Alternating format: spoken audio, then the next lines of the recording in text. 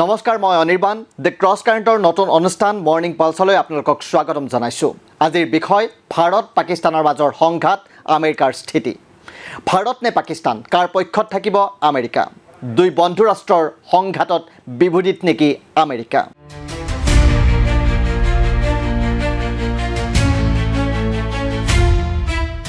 পহলগামৰ সন্ত্ৰাসবাদী আক্ৰমণৰ পাছত ভাৰত আৰু পাকিস্তানৰ মাজত উত্তেজনা ক্ৰমাৎ বৃদ্ধি পাইছে। এই ঘটনাক বিশ্বৰ অধিকাংশ দেশেই গৰিহণা দিছে। সমান্তৰালভাৱে সমগ্ৰ বিশ্বৰ দৃষ্টি এতিয়া দুই দেশৰ মাজৰ পৰৱৰ্তী পৰিস্থিতিক লৈ। চুবুৰীয়া ৰাষ্ট্ৰ চীনেও এই ঘটনাক তীব্ৰ গৰিহণা দিছে। অৱশ্যে চীনে এই বিবাদৰ পৰা নিজকে আঁতৰাই ৰাখিব বুলি ধাৰণা কৰা হৈছে, কাৰণ চীন আৰু পাকিস্তানৰ মাজত এক দীৰ্ঘদিনীয়া ঘনিষ্ঠতা আছে। আনহাতে শেহতীয়াকৈ ভাৰতৰ সৈতেও চীনৰ কূটনৈতিক সম্পৰ্ক উন্নত হৈছে। গতিকে এই সংঘাতৰ পৰা আঁতৰি থাকি চীনে দুই কুল ৰক্ষা কৰি চলিব পাৰে। কিন্তু একে সময়তে আমেৰিকাৰ স্থিতিক লৈ বহুতৰ মনত প্ৰশ্নৰ উদ্ভৱ হৈছে। ভাৰত আৰু পাকিস্তানৰ মাজত উত্তেজনাৰ সময়ত আমেৰিকাই কাৰ পক্ষ ল'ব, ভাৰত নে পাকিস্তানৰ? পহলগামৰ ঘটনাৰ পাছত আমেৰিকাই এই ঘটনাক গৰিহণা দিছে। আমেৰিকাৰ ৰাষ্ট্ৰপতি ডনাল্ড ট্ৰাম্পে ছ'চিয়েল মিডিয়াযোগে নিজৰ প্ৰতিক্ৰিয়া ব্যক্ত কৰিছে, কৈছে সন্ত্ৰাসবাদৰ বিৰুদ্ধে এই যুদ্ধত আমেৰিকা ভাৰতৰ সৈতে থিয় দিছে। কিন্তু তাৰ পাছতো প্ৰশ্ন হয়, যদি ভাৰত পাকিস্তানৰ মাজত যুদ্ধসদৃশ পৰিস্থিতিৰ উদ্ভৱ হয়, তেতিয়া আমেৰিকা কাৰ পক্ষত থাকিব? ভাৰত আৰু পাকিস্তানৰ মাজত উত্তেজনাৰ সময়ত আমেৰিকাই পূৰ্বতে প্ৰায়ে পাকিস্তানৰ পক্ষ লৈ আহিছে। ইয়াৰ উল্লেখযোগ্য উদাহৰণ হৈছে 1971 চনৰ ভাৰত পাকিস্তানৰ যুদ্ধ। কিন্তু এতিয়া পৰিস্থিতি সলনি হৈছে। মঙলবাৰে পহলগামত সংঘটিত আক্ৰমণৰ পাছত আমেৰিকাই মুকলিকৈ ভাৰতক সমৰ্থন আগবঢ়াইছে। গতিকে এনে পৰিস্থিতিত বহুতেই আশা কৰিছে যে এইবাৰ আমেৰিকাই পাকিস্তানক সমৰ্থন নিদিব। যি সময়ত পহলগামত এই আক্ৰমণ সংঘটিত হৈছিল, সেই সময়ত আমেৰিকাৰ উপৰাষ্ট্ৰপতি জে.ডি. ভেন্স পৰিয়ালৰ সৈতে ভাৰত ভ্ৰমণত আছিল। লগতে এই আক্ৰমণৰ বলি হোৱা লোকসকলৰ প্ৰতি ভেন্সে সমবেদনা জ্ঞাপন কৰিছে। তেওঁ লগতে সন্ত্ৰাসবাদৰ বিৰুদ্ধে আমেৰিকাৰ চিন্তা ভাৰতৰ লগত আছে বুলিও মন্তব্য কৰিছিল। একেদৰে আমেৰিকাৰ ৰাষ্ট্ৰীয় চোৰাংচোৱা সঞ্চালক তুলসী গাবাৰ্ডে এক্স হেণ্ডেলত ভাৰতৰ প্ৰতি আমেৰিকাৰ সমৰ্থন ব্যক্ত কৰিছিল। তেওঁ লিখিছিল, এই জঘন্য আক্ৰমণৰ বাবে দায়ীসকলৰ বিৰুদ্ধে ব্যৱস্থা গ্ৰহণৰ ক্ষেত্ৰত আমি ভাৰতৰ সৈতে থিয় দিছোঁ।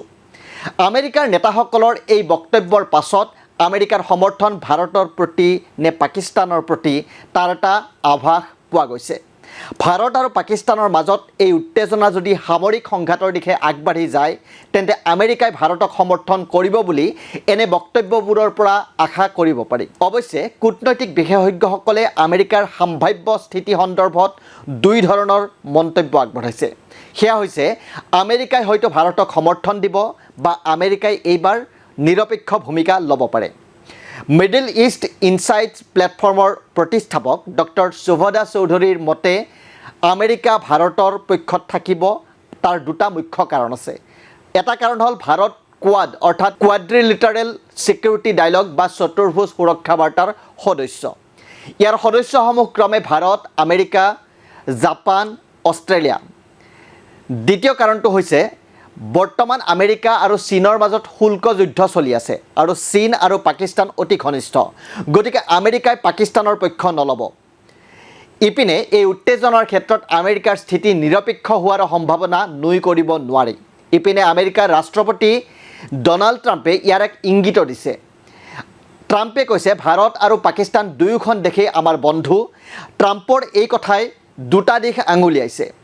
এটা হৈছে, ভাৰত আৰু পাকিস্তানৰ মাজত যুদ্ধ নোহোৱাকৈ তেওঁ মীমাংসাৰ দিশে আগবঢ়াবলৈ চেষ্টা কৰিব পাৰে, অৰ্থাৎ আমেৰিকাই মীমাংসা বিচাৰিব পাৰে। দ্বিতীয়তে, আমেৰিকাই কোনো পক্ষতে নাথাকিব, অৰ্থাৎ নিৰপেক্ষ ভূমিকা ল'ব পাৰে।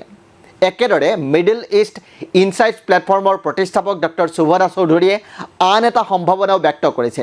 তেওঁ কৈছে, ৰাষ্ট্ৰপতি ট্ৰাম্পৰ বাবে এই সময়ত ভাৰত, পাকিস্তান বা দক্ষিণ এছিয়াৰ দেশবোৰৰ কথা বিশেষ অগ্ৰাধিকাৰৰ বিষয় নহয়। তেওঁৰ বাবে এতিয়া নিজৰ ঘৰুৱা বিষয়সমূহ অধিক গুৰুত্বপূৰ্ণ। ইয়াৰ ভিতৰত আমেৰিকাৰ অনুপ্ৰৱেশ, অৰ্থনৈতিক নীতি, শুল্কযুদ্ধ আৰু মুদ্ৰাস্ফীতি আদি বিষয়সমূহ অন্তৰ্ভুক্ত হৈছে। গতিকে তেওঁ নিৰপেক্ষ হোৱাৰ সম্ভাৱনা আছে।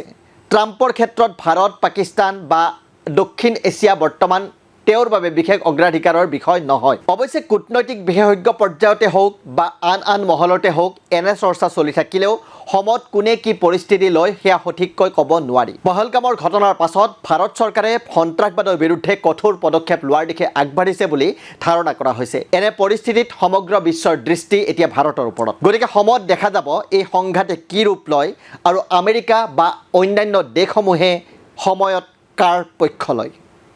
ধন্যবাদ।